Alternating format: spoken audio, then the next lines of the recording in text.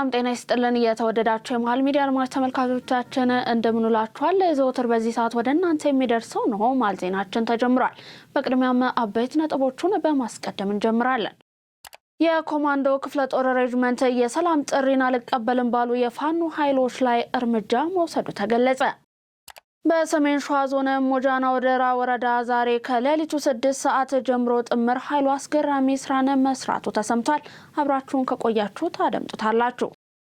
የሻዕቢያው ፕሬዝዳንት ኢሳያስ አፈወርቂ የሐሰት ውንጀላን በአረብ ኤምሬትስ ላይ አቀረበ። ከውጭ የሱዳን ፈጥኖ ደራሽ ኃይል በደቡብ ምስራቃዊ የሲንጃ ከተማ በፈጸመው የድሮን ጥቃት 27 ሰዎች ተገደሉ የሚለውን ከውጭ ይዘናል። በመቀጠልም ተጠባቂው የለንደን ደርቢ ጨዋታ ዛሬ ይካሄዳል። በዚህ ርዕሰ ጉዳይ ላይም ከውጭ ከስፖርታዊ መረጃችን የምንመለከተው ይሆናል። አብራችሁን ከቆያችሁ ታደምጡታላችሁ። ቀደም ብለን ያደረስናቸውን አበይት ርዕሰ ነጥቦቻችንን ጨምሮ ሌሎች ቀሪ መረጃዎችን ይዘንላችሁ ቀርበናል። ከመሸጋገሪያ በኋላ ስንመለስ ወደ መጀመሪያው መረጃችን እናልፋለን። ድርጅታችን ሰመር ሪል ስቴት በተወዳጁና የዲፕሎማቲክ መንደር በሆነው በእንግሊዝ ኤምባሲ በ2 ዓመት ውስጥ የሚጠናቀቀው ሳይት ላይ የገና በዓል ምክንያት በማድረግ ለ20 ደንበኞች ብቻ በቅናሽ ዋጋ በካሬ በ74,000 ብር ብቻ የቤት ባለቤት አድርጓቸዋል። አሁን ደግሞ የደንበኞችን ጥያቄ መሰረት በማድረግ በመጪው የጥምቀት በዓል ቀድመው ለሚመጡ 10 ደንበኞች ብቻ ተጨማሪ እስከ 35% የሚደርስ ቅናሽ አዘጋጅቶ እየጠበቁት ነው። የግንባታ ዲዛይኑም ከዚህ በፊት የአድዋ 00 የሳይንስ ሙዚየምንና የህንድ ኤምባሲን በሰሩ ጉምቱ ባለሙያዎች እየተሰራ መሆኑ ቤቶቹን እጅግ ተፈላጊ አድርጓቸዋል። እነዚህም ቤቶች በ10% ቅድመ ክፍያ ከ50% የባንክ ብድር ጋር ለማስተናገድ ዝግጅታችንን ጨርሰናል። ታዲያ ምን ይጠብቃሉ? የዚህ ድል ተጠቃሚ ለመሆን ከታች ባለው ስልክ ይደውሉ። የኮማንዶ ክፍለ ጦር ሬጅመንት የሰላም ጥሪን አልቀበልም ባሉ የፋኖ ኃይሎች ላይ እርምጃ መውሰዱ ተገለጸ። በሰሜን ሸዋ ዞን ሞጃና ወደራ ወረዳ ሳሲት አካባቢ የሰላምን ጥሪ አሻፈረኝ በማለት ህዝብን ሲገሉና ሲዘርፉ የነበሩ የፋኖ ቡድን አባላት ላይ እርምጃ መውሰዱን የኮማንዶ ሬጅመንት ምክትል አዛዥ ሻምበል እድሜ ዓለም ተስፋዬ ተናግረዋል። በጥፋት ቡድኑ ላይ በተወሰደ እርምጃም ክላሽ፣ ኋላ ቀር መሳሪያ፣ የክላሽ መጋዘንና የተለያዩ አይነት ጥይት በቁጥጥር ስር እየዋለ ሲሆን 50 የቡድኑ አመራርና አባላት ተማርኳል ሲሉ ሻምበል እድሜ ዓለም ተስፋዬ ገልጸዋል። ዘገባው የክፍለ ጦሩ የሰራዊት ስነልቦና ግንባታ ነው። በሰሜን ሸዋ ዞን ሞጃና ወደራ ወረዳ ላይ ዛሬ ከሌሊቱ 6 ሰዓት አካባቢ ጀምሮ ጥምር ኃይሉ አስገራሚ ስራን መስራቱ ተሰማ። ጀግናው የ104ኛ ኮማንዶ ክፍለ ጦር 3ኛ ሬጅመንት ከሳሲት ወደ ጋወና፣ ከሳሲት ወደ አባበርሶማ እንዲሁም ከሳሲት ወደ ጉይ የሚወስደውን መንገድ በመዝጋት የጥፋት ኃይሉን ለቅሞ መደምሰሱን የተሰማው። በተደረገው አስገራሚ ኦፕሬሽንም የተገኘ ውጤት የተደመሰሰ የጥፋት ኃይል 21፣ የተማረከ 49፣ የድሮን ክላሽ 14፣ ጥቁር ክላሽ 3፣ ኤስኬስ 6፣ ፖፖሽ 1፣ የክላሽ መጋዘን 37፣ የክላሽ ጥይት 673፣ የፖፖሽ ጥይት 19፣ ኤፍ1 ቦምብ 2፣ የወገብ ጥይት 3፣ የደረት ትጥቅ 2፣ ተች ሞባይል 10፣ በተን ስልኮች 35፣ ፓወር ባንክ 1፣ የተገኘ ገንዘብ 132,340 ብር እንደሆነም ተገልጿል። የሻዕቢያው ፕሬዝዳንት ኢሳያስ አፈወርቂ የሐሰት ውንጀላን በአረብ ኤምሬትስ ላይ አቀረበ። የሻዕቢያው ፕሬዝዳንት ከኢሪቲ ቴሌቪዥን ጋር ባደረጉት ቃለ ምልልስ በሱዳን የተከፈተው የእርስ በርስ ግጭት በሱዳን ጀነራሎች መካከል የተፈጠረ የፖለቲካ አለመግባባት ሳይሆን በተባበሩት አረብ ኤምሬትስ ጠንሳሽነት የተነሳ ነው በማለት የሐሰት ውንጀላን በአረብ ኤምሬትስ ላይ አቅርቧል። ሱዳንን ጨምሮ የአፍሪካ ቀንድ ሀገራት ላይ ግጭት በመፍጠር ቀጠናውን ውጥረት ውስጥ አስገብቶ ቀይ ባህርን የመቆጣጠር ሴራ ነው ሲልም ራሱን ሳይቀር በቀጥታ ሆነ በእጁ አዙር በስፋት የተሳተፈበትን የሱዳን ግጭት በሌላ ላይ ለማስታከክ ሞክሯል። ይህንንም ያደረገው ኤምሬትስ የኢትዮጵያን የባህር በር ጥያቄ እየደገፈች ነው ብሎ ስለሚያስብና በዚህ ውንጀላ ተጠያቂ ለማድረግ በማለም ስለመሆኑ ተነግሯል። የአጼ ቴዎድሮስ የልደት በዓል በጎንደር ከተማ እየተከበረ ይገኛል። የታላቁ ንጉሠ ነገሥት አጼ ቴዎድሮስ 207ኛ ዓመት የልደት በዓል በጎንደር ከተማ በልዩ ልዩ ዝግጅቶች እየተከበረ ነው። አጼ ቴዎድሮስ ከጎንደር ቋራ ተነስተው የኢትዮጵያን ታላቅነትና አንድነት ለማጽናት እስከ ሕይወት መስዋዕትነት እየከፈሉ ጀግና መሪ ነበሩም ተብሏል። ቴዎድሮስ ትውልዱ ለሀገሩ አንድነት፣ ሉዓላዊነት፣ ክብር እንዲሁም ኩራት እንዲሰጥ ታላቅ አርአያ መሆናቸውም ነው የተነሳው። ከዘመናቸው የቀደሙት ቴዎድሮስ አፍሪካ በጨለማ በነበረችበት ዘመን በሀገራቸው ላይ የመጀመሪያውን ፋብሪካ ያቋቋሙ፣ የጦር መሳሪያን የሰሩ ከዘመናቸው የቀደሙ ባለራዕይ መሪ ነበሩ ሲባልም በፕሮግራሙ ላይ ተገልጿል። ለሀገራቸው አንድነትና ስልጣኔ ባበረከቱት አስተዋጽኦ በጀግንነታቸው ሲወሱ የሚኖሩት አጼ ቴዎድሮስ ታሪካቸውን በሚዘክር መልኩ የልደት በዓላቸው እየተከበረ እንደሚገኝ ከቦታው ያገኘነው መረጃ ያመለክታል። ከንቲባ ወይዘሮ አዳነች አቤቤ በህመም ላይ ያለውን ማስተር አብነትን ጎበኙ።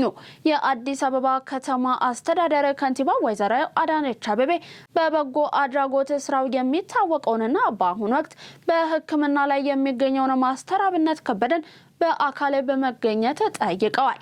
ከንቲባዋ ማስተር አብነት ለወጣቶች ያለውን አርአያነት በማድረግ የሚከተለውን መልእክትም አስተላልፏል። በማህበራዊ በጎ አድራጎት ስራ ለብዙ ወጣቶች ምሳሌ የሆንከው ማስተር አብነት ከበደ ፈጣሪ አምላክ ሙሉ ለሙሉ እንዲፈውስህ ጸሎታችን ነው። ያንተ አርአያነት በርካታ በጎ አድራጊ ወጣቶችን ማፍራት የሚችል ነው። ማስተር አብነት ከበደ በተለይም አቅመ ደካሞችን በመርዳትና በማህበራዊ አገልግሎቶችን በማቅረብ ረገድ ላበረከተው አስተዋጽኦ በበርካታ ኢትዮጵያውያን ዘንድ ከፍተኛ ፍቅርና አክብሮት ያለው ወጣት መሆኑ ይታወቃል። ላለፉት ዓመታት በኢትዮጵያ ሲተገበር የነበረው የጋራ መኖሪያ ቤቶች ወይንም ኮንዶሚኒየም መርሃ ግብር ስህተት እንደነበር የከተማ መሰረተ ልማት ሚኒስትር ጫልቱ ሰኔ ገለጹ። በዚህ ርዕሰ ጉዳይ ዙሪያ ዝርዝር ጥንቅራለን እንደሚከተል ይቀርባል። በሀገሪቱ የተለያዩ ከተሞች የተገነቡ የጋራ መኖሪያ ቤቶች ባለቤት እንዲሆኑ ዜጎች የተመዘገቡበት መንገድ ትክክል አልነበረም ሲሉ ተችተዋል። ወይዘሮ ጫልቱ ይህንን ያሉት የሚመሩት ሚኒስቴር መስሪያ ቤት በክረምት በጎ ፈቃድ አገልግሎት መርሃ ግብር ያስገነባቸውን ቤቶች ለምርቃት መብቃታቸውን በተመለከተ በሰጡት ጋዜጣዊ መግለጫ ላይ ነው። በቤተሰብ ደረጃ 150 ሰዎችን እንዲይዙ ተደርገው የተገነቡት እነዚህ መኖሪያ ቤቶች በጠቅላይ ሚኒስትር ዶክተር አብይ አህመድ የተመረቁት ባለፈው ሳምንት አጋማሽ ነበር። ባለፉት 17 ዓመታት በከተሞች ሲተገበር የነበረው የጋራ መኖሪያ ቤቶች ግንባታ በከተሞች ያለውን የመኖሪያ ቤቶች ችግር በተወሰነ ደረጃ ያቃለለ መሆኑን በዛሬው ጋዜጣዊ መግለጫ ላይ የሰጡት ወይዘሮ ጫልቱ ሰኔ ሆኖም መርሃ ግብሩ ስህተት እንደነበር ገልጸዋል። መርሃ ግብሩ የመንግስት ተሳትፎ የበዛበትና ሁሉንም ዜጎች የቤት ባለቤት ለማድረግ ታስቦ የተዘጋጀ መሆኑ ስህተት እንደሆነ አስረድተዋል። ሚኒስትሯ ከጋራ መኖሪያ ቤቶች መርሃ ግብር ጋር በተያያዘ የነቀፉት ሌላው ነጥብ የቤት ፈላጊ ዜጎች ምዝገባ የተከናወነበት መንገድ ነው። የኮንዶሚኒየም ቤቶች ሲገነቡ መጀመሪያ የታለመው ዝቅተኛ ገቢ ላላቸው ዜጎች ቢሆንም አብዛኞቹ በቤት ውስጥ የሚኖሩት ግን ተከራዮች መሆናቸው በሚኒስትሯ መግለጫ ላይ ተነስቷል። በነጻ ለህዝብ መድረስ ያለባቸው መድኃኒቶች ተሰርቀው በግል ተቋማት እየተሸጡ ነው ተባለ። የጤና ሚኒስቴር የመድኃኒት ስርቆትና ህገወጥ ሽያጭ በአሁኑ ወቅት በዘርፉ ትልቅ ስጋት እየሆነ መምጣቱን የተገለጸው በነጻ ወይንም በከፍተኛ ድጎማ ለህዝብ መድረስ ያለባቸው መድኃኒቶች ተሰርቀው በግል ተቋማት እየተሸጡ መሆኑንም ለአራዳ ኤፍኤም አስታውቋል። በተለይም የቲቪ፣ የወባ እንዲሁም የኤችአይቪ መድኃኒቶች እንዲሁም አልሚ ምግቦች ለሽያጭ የማይቀርቡ ተብለው ቢለዩም እንኳ በደላሎችና አንዳንድ ታማኝነት በጎደላቸው ባለሙያዎች አማካኝነት ወደ ግል ተቋማትና መድኃኒት ቤቶች በከፍተኛ ሁኔታ እየወጡ መሆኑን ጣቢያው መስማቱን ገልጿል። በታላቁ የኢትዮጵያ ህዳሴ ግድብ ዙሪያ በቱሪዝምና በተለያዩ የኢንቨስትመንት ዘርፎች ለሚሰማሩ ባለሀብቶች መንግስት የመሬት አቅርቦትን ጨምሮ ልዩ ልዩ ድጋፎችን እንደሚያደርግ የቱሪዝም ሚኒስትር ዴኤታ ስለሺ ግርማ ገለጹ። ተጨማሪ አለን። ሚኒስትር ዴኤታው በጉባ በተካሄደው ስለ ኢትዮጵያ የውይይት መድረክ ላይ ተገኝተው እንደገለጹት መንግስት በህዳሴ ግድብ በደሴቶችና በንጋት ሐይቅ አካባቢ ማልማት ለሚፈልጉ ባለሀብቶች የመሬት አቅርቦትን በሊዝና በተለያዩ አማራጮች ያመቻቻል። በተጨማሪም ለኢንቨስትመንት ስራው የሚሆን የፋይናንስ ብድር በባንኮች በኩል እንዲመቻች እንደሚደረግና ለግንባታ የሚያስፈልጉ ግብዓቶች ከውጭ ሲገቡ ከቀረጥ ነጻ እንዲሆኑ መወሰኑ ሚኒስትር ዴኤታው አስታውቋል። በሪዞርቶች በሎጆችና በሌሎች የቢዝነስ አማራጮች ለሚሰማሩ ባለሀብቶች የሰራተኛ ማመላለሻ ተሽከርካሪዎችን ለማስገባት መንግስት ድጋፍ እንደሚያደርግም ጠቁሟል። የሰው ኃይል እጥረትን ለመቅረፍ በቁልፍ የአመራር ቦታዎች ላይ የውጭ ባለሙያዎችን ለማምጣት እንደሚፈቅድ የገለጹት ሚኒስትር ዴኤታው ባለሀብቶች በሆቴል፣ በሬስቶራንት፣ በውሃ ትራንስፖርት፣ በኩነት ዝግጅት ዘርፎች እንዲሰማሩም ጥሪ አቅርበዋል። የማበረታቻ በግድቡ ዙሪያ የሚገነቡ የቱሪዝም መዳረሻዎችን ዓለም አቀፍ ደረጃቸውን የጠበቁ ለማድረግ ያለመ መሆኑንም አብራርተዋል። ታላቁ የኢትዮጵያ ህዳሴ ግድብ ኢትዮጵያ የሚገጥሟትን ፈተናዎች የመሻገር አቅሟን በተግባር እያሳየችበት የታሪክ አሻራ መሆኑን በህዝብ ተወካዮች ምክር ቤት የመንግስት ረዳት ተጠሪ ሚኒስትር ዴኤታ መሰረተ ኃይሌ ተናገሩ። ስለ ኢትዮጵያ በሚል በጉባ መድረክ ላይ የተገኝተው ሀሳባቸውን የሰጡት መሰረተ ኃይሌ ግድቡ ለሀገሪቱ የኢንዱስትሪ ስኬት፣ ለዘመናዊ ግብርናና ለዲጂታላይዜሽን ጉዞ ወሳኝ የሆነውን የኤሌክትሪክ ኃይል በማመንጨት ረገድ የጀርባ አጥንት መሆኑን ገልጸዋል። ታላቁ የኢትዮጵያ ህዳሴ ግድብ ለሁለንተናዊ የኢኮኖሚ እድገትና ለቀጠናዊ ትስስር ያለው ሚና የጎላ መሆኑን ሚኒስትር ዴኤታዋ አስረድተዋል።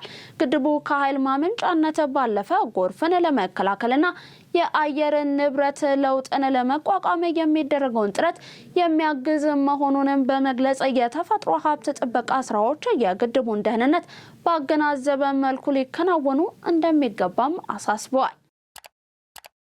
የኮሪደር ልማት ስራዎች በፍጥነት በጥራት እየተከናወኑ መሆኑን የሐረሪ ክልል ርዕሰ መስተዳደር ኦድሪን በድሪን ገለጹ። ርዕሰ መስተዳደር ኦድሪን በድሪን በተገኙበት የኮሪደር ስራዎችን ግምገማ አካሂደዋል። በዚህ ወቅት የተጀመሩ የኮሪደር ልማቶችን በተሻለ ፍጥነት ለማጠናቀቅ ትኩረት ተሰጥቶ እየተሰራ መሆኑን ርዕሰ መስተዳደሩ ተናግረዋል። የኮሪደር ልማቱ በመደመር መንግስት እሳቤ ፈጠራን፣ ፍጥነትና ጥራትን መሰረት ባደረገ መልኩ እየተሰራ መሆኑንም ነው የገለጹት። በዚህም መሰረት የኮሪደር ልማት ስራዎችን በፍጥነት በማጠናቀቅ ለህዝብ ክፍት ለማድረግ ርብርብ እየተደረገ መሆኑን ተናግረዋል።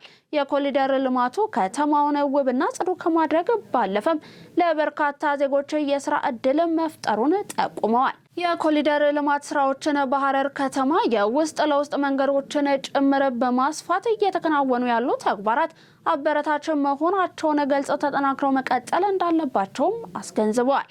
በተለይም በጁገል ዓለም አቀፍ ቅርስ ዙሪያ እየተከናወነ ያለው አራተኛው ዙር የኮሪደር ልማት ስራ በፍጥነት ተጠናቆ ለአገልግሎት ክፍት እንዲሆን ጥሪን አቅርበዋል። በመደመር እሳቤና በህብረ ብሔራዊ አንድነት ጠንካራ ሀገረ መንግስት የመገንባት ጥረት የተሳካ ውጤት እየተገኘበት መሆኑን የፓርቲው ምክትል ፕሬዝዳንት በምክትል ጠቅላይ ሚኒስትር ማዕረግ የዲሞክራሲ ስርዓት ግንባታ ማስተባበሪያ ማዕከል ኃላፊ አደም ፋራ ገለጹ። በዚህ ርዕሰ ጉዳይ ዙሪያ ዝርዝር ዘገባ አለን፣ ተመልክተን እንመለስ። ሚኒስትር ዴኤታው በጉባ በተካሄደው ስለ ኢትዮጵያ የውይይት መድረክ ላይ ተገኝተው እንደገለጹት መንግስት በህዳሴ ግድብ በደሴቶችና በንጋት ሐይቅ አካባቢ ማልማት ለሚፈልጉ ባለሀብቶች የመሬት አቅርቦትን በሊዝና በተለያዩ አማራጮች ያመቻቻል። በተጨማሪም ለኢንቨስትመንት ስራው የሚሆን የፋይናንስ ብድር በባንኮች በኩል እንዲመቻች እንደሚደረግና ለግንባታ የሚያስፈልጉ ግብዓቶች ከውጭ ሲገቡ ከቀረጥ ነጻ እንዲሆኑ መወሰኑ ሚኒስትር ዴኤታው አስታውቋል። በሪዞርቶች በሎጆችና በሌሎች የቢዝነስ አማራጮች ለሚሰማሩ ባለሀብቶች የሰራተኛ ማመላለሻ ተሽከርካሪዎችን ለማስገባት መንግስት ድጋፍ እንደሚያደርግም ጠቁሟል። የሰው ኃይል እጥረትን ለመቅረፍ በቁልፍ የአመራር ቦታዎች ላይ የውጭ ባለሙያዎችን ለማምጣት እንደሚፈቅድ የገለጹት ሚኒስትር ዴኤታው ባለሀብቶች በሆቴል፣ በሬስቶራንት፣ በውሃ ትራንስፖርት፣ በኩነት ዝግጅት ዘርፎች እንዲሰማሩም ጥሪ አቅርበዋል። የማበረታቻ በግድቡ ዙሪያ የሚገነቡ የቱሪዝም መዳረሻዎችን ዓለም አቀፍ ደረጃቸውን የጠበቁ ለማድረግ ያለመ መሆኑንም አብራርተዋል። የተወደዳችሁ የመሃል ሚዲያ አድማጭ ተመልካቾቻችን ለዛሬ ለተረቡ ወደ እናንተ እንዲደርሱ የተጠናቀሩትን የቀን መረጃዎቻችንን ነው እየተመለከታችሁ የምትገኙት። ዜናዎቻችን አሁንም እንደቀጠሉ ናቸው። ከውጭ ወደ ያዝናቸው አለፍን።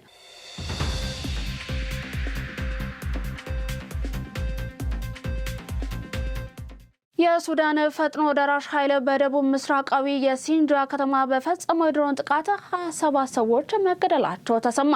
የቡድኑ ጥቃት የተሰማው በብሔራዊ ጦሩ የሚመራው የሱዳን መንግስት ከሁለት ዓመታት በላይ በስደት ከነበረበት ፖርት ሱዳን ወደ ካርቱም መመለሱን ካስታወቀ አንድ ቀን በኋላ ነው።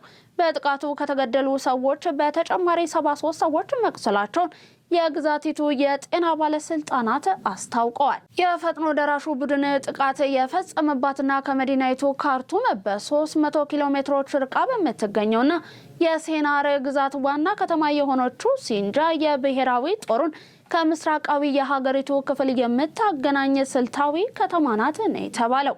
ስማቸው እንዳይገለጽ እየጠየቁ የብሔራዊ ጦሩ የመረጃ ምንጭ ለፈረንሳይ ዜና አገልግሎት እንደገለጹት የአርኤስኤፍ ሰው አልባ አውሮፕላኖች በሲንጃ በሚገኘው የሰራዊቱ 17ኛ እግረኛ ክፍል ዋና መስሪያ ቤት ላይ ያነጣጠሩ ናቸው። በጥቃቱ የዋይት ናይል ግዛት አስተዳዳሪ ለትንሽ ከሞት ማምለጣቸውን የግዛቱ የኮሙኒኬሽን ጽሕፈት ቤት ገልጾ ነገር ግን ጠባቂያቸውና የፕሮቶኮል ኃላፊያቸው የጥቃቱ ሰለባ ከሆኑት መካከል መሆናቸውን ገልጿል።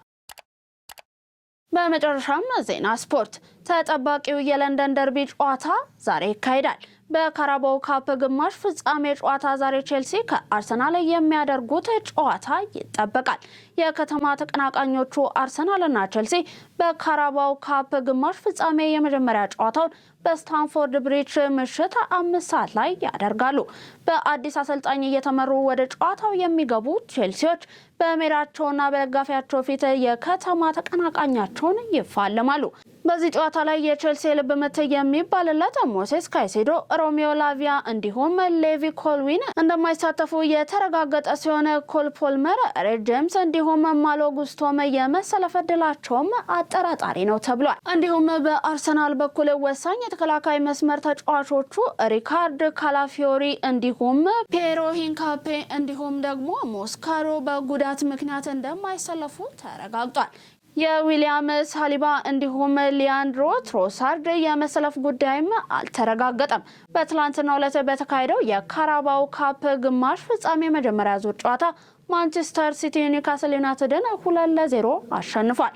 በሴንት ጄምስ ፓርክ በተካሄደው ጨዋታ የማንቸስተር ሲቲ የማሸነፊያ ግቦችን አዲሱ ፈራሚያቸው አንቷን ሴሜንዮ እንዲሁም ራያን ቼርኪ ከመረብ አሳርፏል ተብሏል። የተወደዳችሁ የመሃል ሚዲያ አድማጭ ተመልካቾቻችን ለዛሬ ለተረቦ ወደ እናንተ እንዲደርሱ ያጠናቀርናቸውን የቀን መረጃዎቻችንን አበቃን። አብራችሁን ስለነበራችሁ እናመሰግናለን። ዜናውን ላይክ እና ሼር፣ ሚዲያችንን ሰብስክራይብ በማድረግ ቤተሰብነታችሁን ታጠነክሩ ዘንድ የአክብሮት ግብዣችን ነው። ሰናይ ቀን ተመኘን።